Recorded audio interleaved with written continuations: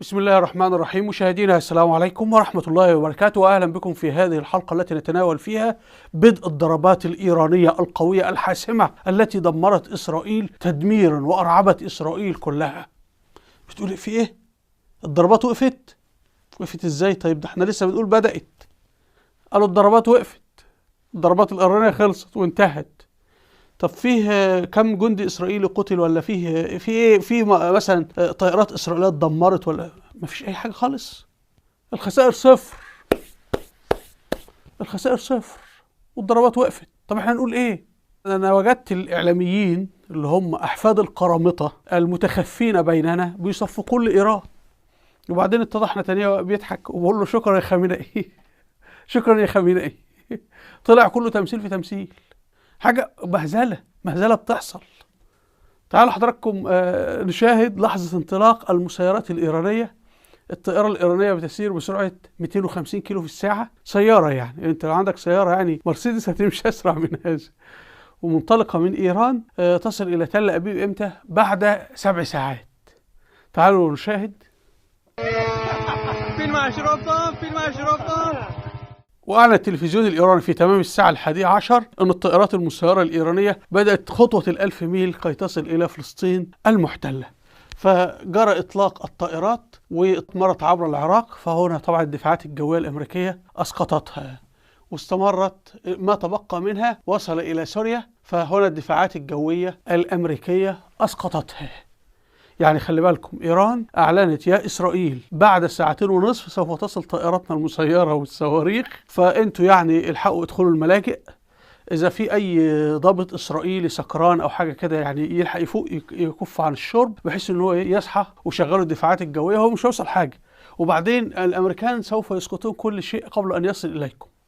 لكن يعني على فرض إنه في ضابط أمريكي ما عندوش ذمة ولا حاجة وأهمل في أداء عمله، فإلا أي حاجة تصل عندكم هتكون إحنا أسقطناها. طبعا في النهاية وفقا للمسرحية، لو جرى إسقاط كل الصواريخ خارج فلسطين يا جماعة تبقى المسرحية سمجة جدا. فالمخرج قال لابد بعض الصواريخ تسقط داخل فلسطين كي نستطيع ان احنا نزعم في الاعلام انه ايران ضربت اسرائيل، والمسرحية تنطلي على الشباب السذج اللي عندهم 18 عاما. في التلفزيون الاسرائيلي نشر الساعة 11 27 دقيقة يقول ان الطائرات بدون طيار ستصل الى المنطقة حوالي من الساعة 1:30 صباحا الى الساعة 5 صباحا. يعني الصواريخ هتوصل الساعة 2:30، يعني بعد 3 ساعات من انطلاقها، والطائرات تصل الساعة 5 صباحا بعد 6 ساعات من انطلاقها، لأنها بتسير بسرعة 250 كيلو. هنا حساب تامر هذا يقول انه مؤيد للمقاومة الفلسطينية وهو مؤيد لإيران أيضا، يعني مؤيد لحماس ولإيران يعني. فحتى تامر كتب الساعة 11 20 دقيقة قال ان في عشرات من الطائرات المسيرة الإيرانية انطلقت من إيران، وإن هي ستصل الساعة 6:30 صباحا. يا قوة الله، 7 ساعات ونصف، ده تقدير تامر. يعني أول مرة اللي مؤيد ليه المقاومة الفلسطينية وإسرائيل يتفقوا في إنه الصواريخ الإيرانية هتصل الساعة 5، هتصل الساعة 6 صباحا وشيء من هذا القبيل. هنا ما سمحوا بوصوله إلى فلسطين 48. تلاحظوا أن كل الصواريخ الإيرانية التي سمحوا بوصولها فين يا جماعة؟ في منطقة صحراء النقب. كل دي مناطق صحراء فارغة تماما، فكلها سقط فيها. دي الخريطة دي نشرها المتحدث باسم جيش الاحتلال الإسرائيلي. طيب بالنسبة لتل أبيب، ولا صاروخ واحد ذهب إلى تل أبيب. طيب حيفا، ولا صاروخ واحد. طيب المناطق الساحلية والسكنية كلها وحتى الشمال، ولا صاروخ واحد. إنما في بعض الصواريخ سقطت هنا، اللي هي المناطق اللي هي متفق عليها بين إسرائيل وبين إيران منذ بداية الحرب، أنه يسمح لحزب الله الشيعي أنه يطلق عليها بعض الصواريخ كجزء من الفلكلور أمام وسائل الإعلام. لأنه أنا شاهدت وأنا بتتبع كده أشوف الشخصيات، فوجئت ان في شخصيات ايران عظيمه، ايران رائعه، ايران. قلت الله، انا كنت اسال نفسي اريد ان اعرف اعضاء تنظيم القرامطه السري الذين حكموا مصر 270 سنه، وحكموا الجزيره العربيه، وحكموا الشام والعراق والجزائر وليبيا والمغرب. اين هم؟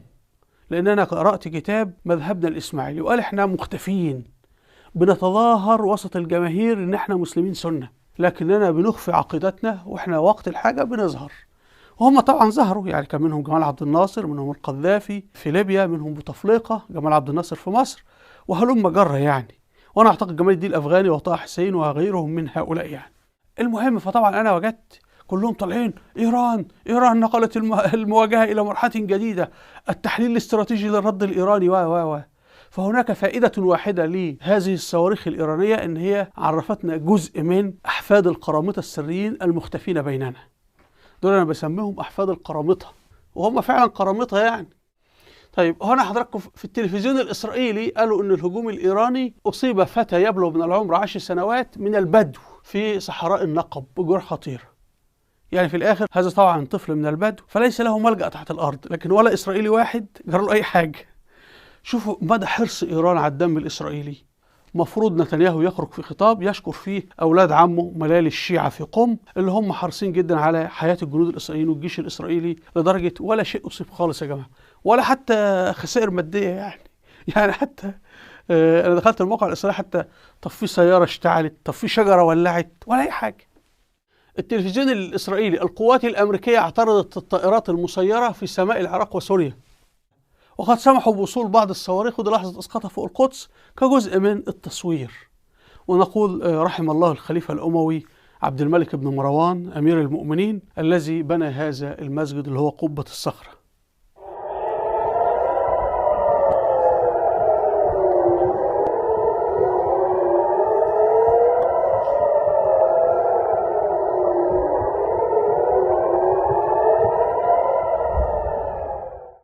أما المتحدث باسم جيش الاحتلال الإسرائيلي فيعني كان مبسوط جدا من إيران، وقال أصلا كل الصواريخ والطيارات دي سقطت بره يا جماعة، ما وصلتناش، ده احنا بس يعني حاجة بسيطة. فالمتحدث باسم جيش الاحتلال الإسرائيلي: إيران أطلقت أكثر من 200 تهديد جوي وعشرات الصواريخ تم اعتراض غالبيتها خارج الحدود. الصحفي الإيراني المعارض محمد مجيد الأحوادي: معظم المسيرات الإيرانية تم إسقاطها قبل وصولها لإسرائيل. المضحك في الأمر أن بعض الصواريخ الإيرانية انفجرت في إيران نفسها فور إطلاقها، فهنشاهد هنا صواريخ إيرانية تنفجر فور إطلاقها من إيران.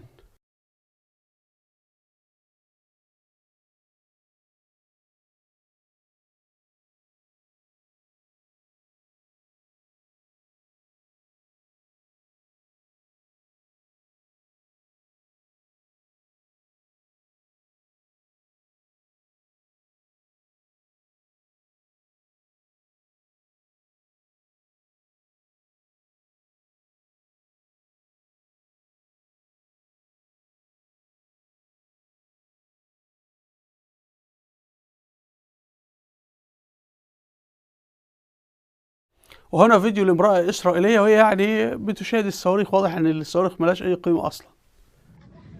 واو واو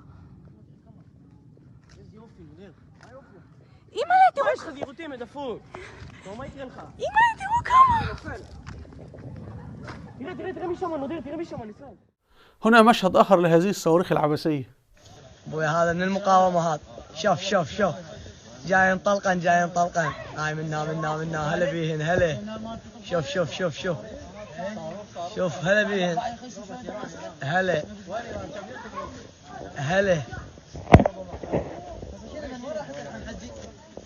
هلا بيهن، وين ما يطيحن خي يطيحن، اضرب ولا تبالي، اضرب يا مهدي. أما الصواريخ التي سقطت في مناطق سكنية وعملت أضرار فهي التي سقطت على الشعب الأردني المسلم، على المسلمين في الأردن. طبعا إيران بتكرههم، لأنه أهل الشام، أهل الأردن وأهل سوريا هم أحفاد الأمويين، أحفاد الفاتحين، أحفاد خالد بن الوليد، أحفاد معاوية بن أبي سفيان، فإيران بتنتقم منهم. يا رب سترك، يا رب سترك الرمث الآن.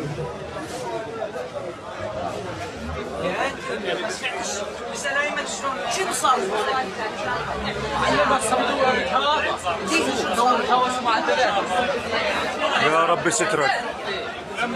لو نافق على الثاني ابراهيم، لو نافق على الثاني.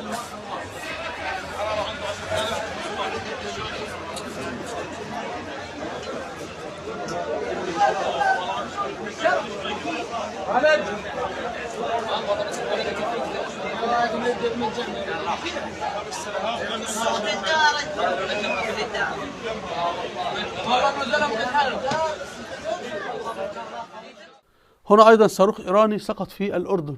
هذا عندنا بالحارة. خبط السيارة في العبس. لا حول ولا قوة إلا بالله. المضاد نزلوا هون. بسم الله الرحمن الرحيم. بسم الله الرحمن الرحيم. اللهم سلم اللهم سلم. هذا جنب بيتي يا جماعة الخير.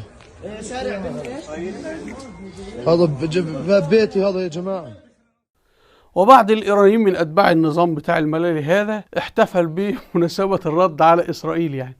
سپاهی با غیرت موشک جواب موشک سپاهی با غیرت موشک جواب موشک حسین حسین شعار ما شهادت افتخار ما حسین حسین شعار ما شهادت افتخار ما حسین حسین شعار ما شهادت افتخار ما حسین حسین شعار ما شهادت افتخار ما حسین حسین شعار ما شهادت افتخار ما حسین حسین شعار ما شهادت افتخار گلستان شهدای اصفهان مزار شهید زاهدی. الصحفي السوري عمر مدنية قال إن إيران التي قتلت وشربت من دم المسلمين في سوريا والعراق واليمن لا يمكن أبدا أن تدافع عن المسلمين في فلسطين. فكتب يقول: تذكر كم من المسلمين قتلتهم إيران، كم مسجد دمرته إيران، كم من امرأة مسلمة اغتصبتها إيران، كم مرة سبوا الصحابة، كم مرة طعنوا في عرض النبي صلى الله عليه وسلم السيدة عائشة رضي الله عنها. يعني ملالي إيران هؤلاء الذين يتهمون رسول الله صلى الله عليه وسلم وحاشاه بالدياثة وأن زوجته زانية، هذا ما يقولونه، ويفاخرون بهذا على منابرهم وفي حسينياتهم، يسبون عرض النبي صلى الله عليه وسلم، يطعنون في القرآن، يطعنون في الصحابة. من سلم من لسانهم؟ لا الخلافة الراشدة سلمت من لسانهم ولا الدولة الأموية. لذلك الجهلة الذين يقولون أن هم يكرهون سيدنا معاوية، طب وما مشكلتهم مع السيدة عائشة؟ مشكلتهم مع أبو بكر، عمر، خالد بن الوليد، عمرو بن العاص، أبو عبيدة بن الجراح، الزبير بن العوام، طلحة بن عبيد الله. ما مشكلتهم مع الدولة العثمانية؟ ما مشكلتهم مع الدولة السلجوقية؟ ما مشكلتهم مع دولة المرابطين وغيرها؟ هؤلاء هم العدو الذي ذكره الله في القرآن الكريم: وجعلنا لكل نبي عدوا. وهم حزب الشيطان اللي هو مذكور في القرآن الكريم 99 مرة. أما حزب بني إسرائيل فذكره الله في القرآن 40 مرة فقط. اليهود ذكرهم الله في القرآن 9 مرات فقط. أيضا الصحفي الأستاذ عمر بن كتب يقول: السكاكين الإيرانية ذبحت المسلمين في سوريا والعراق واليمن، لا يمكن أن تتصل للمسلمين في فلسطين.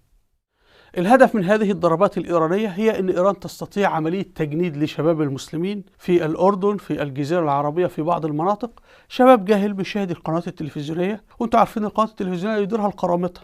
أنا بفتح القنوات التلفزيونية يا جماعة كلها تشهد بإيران، أمر غريب جدا، وكلها ان هذه الضربات حقيقيه والمحللين والتحليل الاستراتيجي ولا ايه. فعلا احنا تحت سيطره القرامطه والله. والدليل ان العالم الاسلامي كله يحيي ذكرى مقتل سيدنا الحسين. واين مقتل سيدنا عثمان بن عفان الذي هو اهم من سيدنا الحسين مليون مره، واللي هو قتل وحوصر في داره 40 يوما، وضربوا المصحف واعتدوا على زوجته وقطعوا يدها وضربوا مؤخراتها وقالوا لها كلاما بذيئا، وقتلوا 10 في دار سيدنا عثمان بن عفان من خدمه. يذكر عثمان بن عفان بكلمة واحدة لتعرفوا إن إحنا إيران ربطنا بحبل وبتجرنا. فلو كنا إحنا مسلمين سنة فعلا لأحيينا مقتل عثمان بن عفان رضي الله عنه. هنا نائب وزير خارجية روسيا قال لإسرائيل علنا: إيران تحارب الإسلام نيابة عنكم، اشكروا إيران. ده حضراتكم في قناة روسيا اليوم، تاريخ النشر عام 2018. العنوان: موسكو وجود إيران بسوريا لمصلحة إسرائيل، وابحثوا على جوجل بهذا العنوان سيخرج لكم. نائب وزير الخارجية الروسي ميخائيل بوغدانوف قال إن التواجد الإيراني في سوريا يستهدف مكافحة الإرهاب اللي هو الإسلامي يعني، مشيرا إلى أن نجاح طهران في ذلك يصب في مصلحة إسرائيل. هذا نائب وزير خارجية روسيا اللي هو حليف إيران يقول: يا إسرائيل، إيران تحارب الإسلام نيابة عنكم. انظروا، هذه المسرحية الهزلية تم الاتفاق عليها برعاية أمريكية. فهنا الأستاذ أسامة بكور كتب يقول: المسرحية الهزلية بين إسرائيل وإيران تعتبر أول حرب في التاريخ تكون غرفة العمليات الحربية مشتركة. هنا غرفة عمليات طبعا ده رسم بالذكاء الصناعي كما تشاهدون، العلم الإسرائيلي والإيراني معا، والله هو رسم بالذكاء الصناعي ولكنه يعبر عن الحقيقة.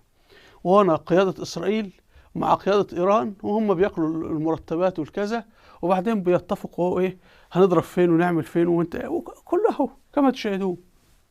بعض الإخوة على تويتر سخروا من المسرحية فقال لك الرئيس الإيراني بيتصل بنتنياهو وكله بيتصلوا ببايدن، يتفقون على هذه المسرحية وإمتى القصف والقصف هيكون فين وكلام من هذا القبيل. أستاذ عماد السمرائي كتب يقول إن أي رشقة صاروخية خرجت من غزة في الشهر الأول من الحرب كانت أشد ضررا وتأثيرا على إسرائيل من الضربة الإيرانية، وذلك بنسبة 100-0. أرجو مشاهدينا أن تكون الصورة وضحت. في الختام سأترك لكم فيديو هنا عن عبد الله بن سبأ، فيديو وثائقي أنا عملته. لما تسمع هذا الفيديو هتعرف عظمة الدولة الأموية، وأن سيدنا معاذ بن أبي سفيان شرفه الله سبحانه وتعالى بأن أنقذ القرآن على يديه من التحريف. ولما هؤلاء السبائية حصوا سيدنا عثمان وقالوا له حرف القرآن رفض، قتلوه. ولما جاء سيدنا علي وذهب معهم إلى الكوفة ونقلوا له القرآن اللي عمله سيدنا عثمان صح ولا خطأ، قال لهم صح، قتلوه. الجبل الذي تصدى لهم ولم يستطيعوا أن يهزموه هو سيدنا معاوية والدولة الأموية. وطبعا الدولة الأموية شردتهم إلى خراسان فنقموا عليها، والحجاج شردهم فهربوا إلى قم. يعني هذا هو تأسيس قم، أنه بقايا هؤلاء السبائية الذين هربوا من معركة دير الجماجم اتجهوا إلى قم. واكتبوا على اليوتيوب كده تاريخ مدينة قم، واسمعوا من ملالي إيران ماذا يقولون عن تاريخهم هم، أن هم هربوا من الحجاج في معركة دير الجماجم فاتجهوا إلى قم. تخيلوا أن هؤلاء لو هزموا الحجاج وسيطروا على العالم الإسلامي في ذلك الوقت والله لانتهى الإسلام. إنما شرف الله سبحانه وتعالى سيدنا الحجاج والدولة الأموية وسيدنا معاوية وابنه يزيد وعثمان بن عفان، شرفهم بأن يقفوا في مواجهة هذه المؤامرة السبائية الشيطانية. ونحن الآن نشاهد هؤلاء ماذا يفعلون في المسلمين وفي أعراض المسلمات. أرجو الاستماع لهذا الفيديو. هنا في رجالات على اليوتيوب أرجو مشاهدتها. أسفل الفيديو رابط صفحات على الفيسبوك وتويتر انستجرام تيك توك. هنا قائمة فيديوهات الوثائقيات التاريخية أرجو أن تشاهدوها لأمتها في مجال التاريخ. أرجو منكم الاشتراك في القناة والضغط على هذا الزر. وإلى اللقاء والسلام عليكم ورحمة الله وبركاته.